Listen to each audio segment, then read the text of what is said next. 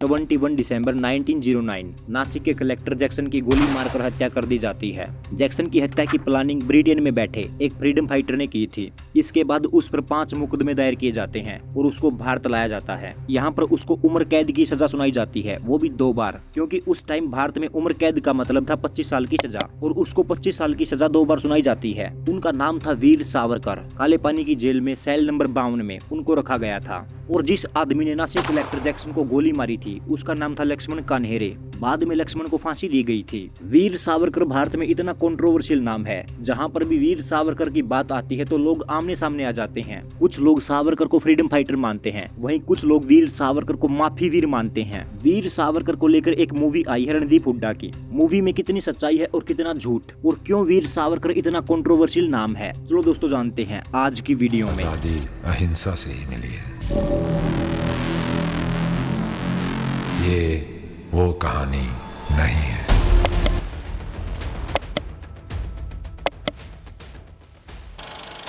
वीर सावरकर की लाइफ के 2 फेज आते हैं। पहला फेज है 1910 तक, दूसरा फेज शुरू होता है 1910 के बाद। उनकी लाइफ को बाद में डिस्कस करते हैं, पहले मूवी को देखते हैं। मूवी में दिखाया जाता है कि भगत सिंह सावरकर से मिलते हैं और बोलते हैं कि मैं आपकी book the Indian war of independence को ट्रांसलेट करूंगा मराठी से इंग्लिश में।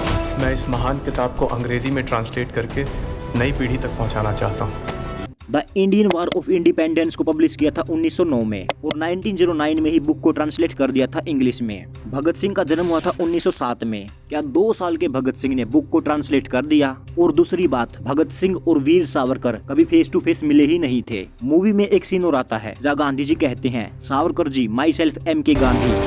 Savarkar ji myself MK Gandhi.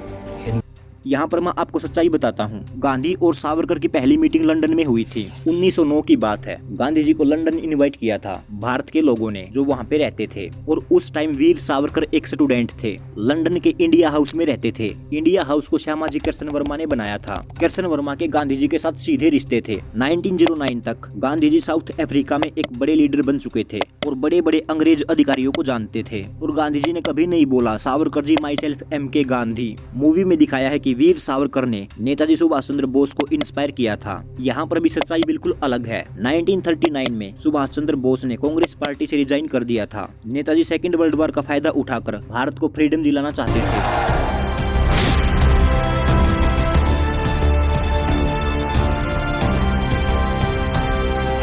Azad Hind फौज के बारे में आपने सुना होगा। आजाद हिंद फौज को रास बिहारी बोस ने जापान के टोक्यो में बनाया था और बाद में आजाद हिंद फौज का कंट्रोल नेताजी सुभाष चंद्र बोस को दे दिया था। नेताजी ने फौज में 4 ब्रिगेड बनाई थी, Gandhi brigade, Nehru brigade, Abul Kalam Azad brigade और सुभाष चंद्र बोस ब्रिगेड। अगर वीर सावरकर से इंस्पायर होते तो एक ब्रिगेड वीर सावरकर के नाम से भी होती। अब आते हैं वीर सावरकर की मर्सी पेटिशन के ऊपर, जो सबसे ज्यादा कंट्रोवर्शियल है। देखो, मैंने शुरू में बताया था कि सावरकर को नासिक के कलेक्टर जैक्सन की हत्या के आरोप में काला पानी की जेल भेज दिया जाता है और कुछ ही महीनों बाद सावरकर पहली मर्सी पिटीशन लिखते हैं अंग्रेजी सरकार को 1911 में। अगले 9 सालों में 6 माफीनामे और लिखे जाते हैं ब्रिटिश सरकार को। नवंबर 1913 में मर्सी पिटीशन में सावरकर ने लिखा कि पहले मैं गलत रास्ते पर था, अब मैं सही रास्ते पर चलना चाहता हूँ। और माफीनामों में लिखा था कि अगर ब्रिटिश सरकार मुझे छोड़ देती है तो मैं ब्रिटिश सरकार का समर्थक रहूंगा और कभी भी भारत की आजादी में भाग नहीं लूंगा। 1921 में माफीनामों के बेस पर वीर सावरकर को काले पानी की जेल से निकालकर रत्नागिरी जेल भेज दिया जाता है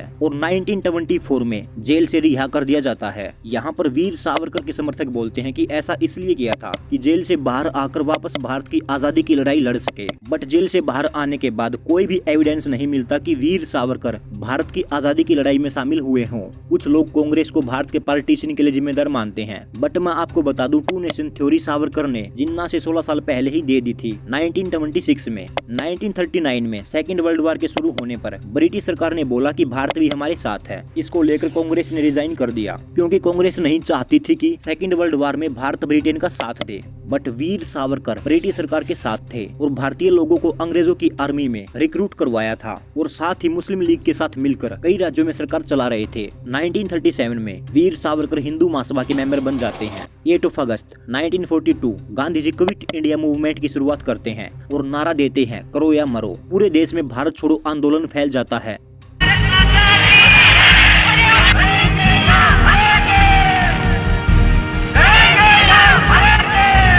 31 अगस्त 1942 नेताजी सुभाष चंद्र बोस ने भी आजाद हिंद रेडियो से भारत छोड़ो आंदोलन के बारे में बोला था कि एक तरफ भारत के अंदर आंदोलन आग की तरह फैल रहा है, दूसरी ओर देश के बाहर से भी आजादी का माहौल बन रहा है। बट भारत के ही कुछ लोग इस आंदोलन के खिलाफ थे। उनमें से ही एक थे वीर सावरकर और हिंदू महासभा। वीर सावरकर ने बोला कि मेरे हिंदू महासभा के भाइयों और मेरे हिंदू भाइयों, आंदोलन में मत जाना। सावरकर ने भारत छोड़ो आंदोलन को गुंडाइज्म तक डिक्लेयर कर दिया था। इसको देखकर नेताजी चुप नहीं बैठते और बर्लिन में बैठकर नेताजी रेडियो के जरिए बोलते हैं कि मैं सावरकर, जिन्ना और उन सारे लोगों से रिक्वेस्ट करता हूं कि जो लोग ब्रिटिश के साथ कॉम्प्रोमाइज कर रहे हैं, कल एक दिन आएगा कोई ब्रिटिश एम्पायर नहीं रहेगा। 1947 में भारत को आजादी मिलती है लाखों फ्रीडम फाइटर्स के बलिदान से। दोस्तों, आपके मन में एक सवाल होगा, विनायक दामोदर सावरकर को वीर सावरकर क्यों कहते हैं? सावरकर को वीर का टाइटल पहली बार उनकी बायोग्राफी लाइफ ऑफ बैरिस्टर में दिया था, जिसको चित्रगुप्त ने लिखा था। बट इस बुक के प्रचारक रविंद्र रामदास ने 1987 में बताया कि चित्रगुप्त सावरकर ही थे। वो चित्रगुप्त के नाम से लिखते थे, मतलब खुद को ही वीर का टाइटल दिया था। वीर सावरकर एक हिंदू राष्ट्र चाहते थे। बट हिंदू धर्म में गाय कितनी इम्पोर्टेंट और पूजनीय होती है ये तो आपको पता होगा, क्योंकि गाय तो हमारी माता है। बट सावरकर गाय को पूजने में कोई विश्वास नहीं रखते थे। सावरकर मानते थे कि गाय एक यूजफुल एनिमल है, उसकी देखभाल करो बट उसको पूजो मत। मैं आपको बस यही कहना चाहता हूँ कि अगर आप मूवी देखने जाते हैं तो पहले डिस्क्लेमर पढ़ लेना, क्योंकि उसको कोई नहीं पढ़ता और सब लोग मूवी को सच मान बैठते हैं। दोस्तों, वीडियो अच्छी लगे तो लाइक करना और चैनल को सब्सक्राइब करके बेल आइकन को भी प्रेस कर लेना। मिलते हैं अगली वीडियो में।